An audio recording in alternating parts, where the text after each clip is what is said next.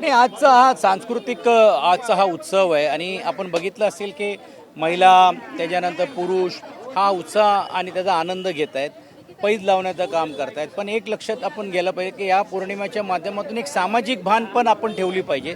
त्याचा एक भाग म्हणूनच आज आम्ही योगेश कदमांना यासाठी बोलवलं होतं की ते महसूल राज्यमंत्री आहे. कोळीवाड्यातल्या सीमा लोकांचा प्रश्न अत्यंत जटिल आहे. वर्षानुवर्ष निवळ घोषणा होतात पण कृतीतून काहीच होत नाही आणि म्हणून त्याही बाबतीत त्यांनी सुतोवाच करावा अशीतली आमची अपेक्षा होती आणि आज त्यांच्या हस्ते उद्घाटन झालं, स्पर्धेचा ओपनिंग पण झालं आणि त्यांनी सीमा लोकांच्या बाबतीत काय सद्यस्थिती आहे, किती दिवसामध्ये किती महिन्यामध्ये आपण ते पूर्ण करणार आहोत याची इथली पण माहिती देण्याचं काम त्यांनी केलेलं आहे. आदित्य ठाकरे देखील आज संध्याकाळी येणार आहेत. चांगली गोष्ट आहे, त्यांचं स्वागत आहे. म्हणजे वरळीकरात ते लोकप्रतिनिधी इकडे आहेत तर त्यांचा तो अधिकार आहे आणि त्यांनी यायलाच पाहिजे, त्याच्याबद्दल वाद नाही आहे. आणि हा उत्साह कोण येतोय यापेक्षा सर्वजण मिळून घेऊन या उत्साहामध्ये व्हायला पाहिजे, कारण याला राजकीय कुठची भूमिका न घेता सामाजिक भूमिका घेतली पाहिजे. म्हणून तुम्ही बघितलं असेल की जेवढी गावकी आहेत, वरळी इस्टेट सोसायटी आहे, हे सर्वांना निमंत्रण देतात. आज श्रीकांत शिंदेजी पण देखील इकडे येणार आहेत. मला असं वाटते जसं कोळी बांधव त्यांचं स्वागत करणार आहे तसं श्रीकांत शिंदेंचं पण स्वागत करतील, आमचंही स्वागत करतील आणि इकडे सर्व जाती धर्माची लोक या उत्सवामध्ये एकत्रित येण्याचं काम होणार आहे. प्रकाश सुर्वे यांच्या कार्यक्रमात भोजपुरी गाण्यावर तो व्हिडिओ आहे तो प्रचंड व्हायरल होतो. हो, मी कालच साम टी व्हीवरती तो तातडीने तो व्हिडिओ बघितला आणि त्याची दखल म्हणून घेऊन आम्ही विचारणा पण केली. पण योगायोगाने आम्ही त्या कार्यक्रमाला तिकडे होतो. पूर्ण जो कार्यक्रम जो होता तो मराठीच्या वरतीच आधारित होता. एक भोजपुरीचा स्किट लोकांच्या मागणीवरून घेऊन त्यांनी करण्याचा प्रयत्न केला होता आणि तेवढंच दाखवण्याचा प्रयत्न काही लोकांनी केला. मला असं वाटते कार्यक्रम काय होता, सांस्कृतिक कार्यक्रम काय होता, त्यापेक्षा ते लोकांना मराठी पत्रक वाटपाचा कार्यक्रम होता ह्याच्याकडे का लक्ष गेलं नाही मला हे समजत नाही. 15,000 लोक आम्ही मराठीत भाषणं करत होते, टाळ्या वाजवत होते. त्या 15,000 लोकांना शिकून आपली ही संस्कृतीचं जतन करून घेऊन त्यांना प्रमाणपत्र देणं ही किती मोठी गोष्ट आहे. जे टीका करतायत ना 4 लोकांना तरी त्यांनी शिकवण्याचं काम केलं आहे का. आणि माझी मीडियाला विनंती राहणार आहे की तुम्ही ह्याच्यातला हा भाग सोडून जो चांगला भाग आहे ह्याच्याकडे लक्ष द्या ना.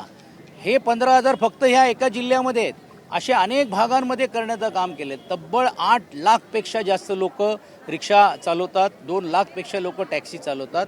त्यातले 60-70% त्यांना मराठी येत नव्हती. शासनामध्ये मी होतो, मी राज्याचा परिवहन मंत्री होतो, कायदा होता, पण अंमलबजावणी कुठे.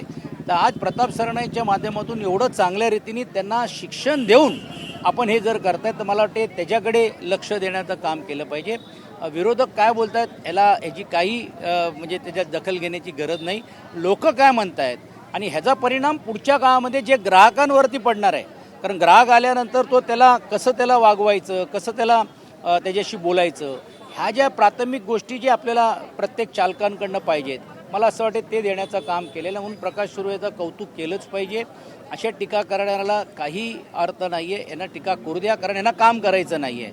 निवळ फक्त दौरे करून टीका करून असे प्रश्न सुटत असते तर या अगोदर देखील 15 वर्ष ज्यावेळी काँग्रेस यांची विधा सरकार होता असं अनेकांनी प्रयत्न केला तर ते काय सुटले आहेत का. मला असं वाटतं कृतीतून काम करण्याची गरज आहे, ते केलं पाहिजे. कन्स्ट्रक्टिव्ह ज्याला आपण म्हणतो हे काम होणं पाहिजे. टीकाला टीका आणि आरोपला आरोप करणं थोडे दिवस बरं वाटत असेल.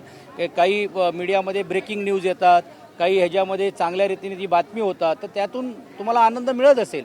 पण जो चांगला कार्यक्रम आहे, जो ज्या विचाराने ते करतायत, मला असं वाटतं त्याच्याकडे बघणं गरजेचं आहे. काल रात्री परळमध्ये ईद ए मिलादच्या निमित्ताने जो जुलूस निघत होता त्यावेळी 2 धार्मिक कुठेतरी एकच घटना पूर्ण मुंबई शहरामध्ये घडली. तुम्ही बघा मुंबई शहरामध्ये एकंदरीत लोकसंख्या पाहता एवढ्या मोठ्या प्रमाणावरती चोख बंदोबस्त पोलिसांनी ठेवलेले, त्यांचं मी मनापासून अभिनंदन कौतुक करतो. कारण मी स्वतः खिलाफत हाऊसच्या जुलूसला मी गेलो होतो. पूर्ण भेंडी बाजार मदनपुरा तिकडनं करून योगेश्वरी या भागामध्ये पण आहे. आणि काल याच हिंदी भाषिकांना मराठी शिकवण्याच्या कार्यक्रमाला गेल्यानंतर रस्त्यावरती मिरवणुका होत्या. अशावेळी पण कुठच्याही कायदा सुव्यवस्थाची भूमिका न होता एक घटना घडलेली आहे. त्या घटनेला नक्कीच तातडीने दखल प्रशासनाने घेतलेले आहेत आणि परत एकदा मी पोलिसांचं कौतुक करतो.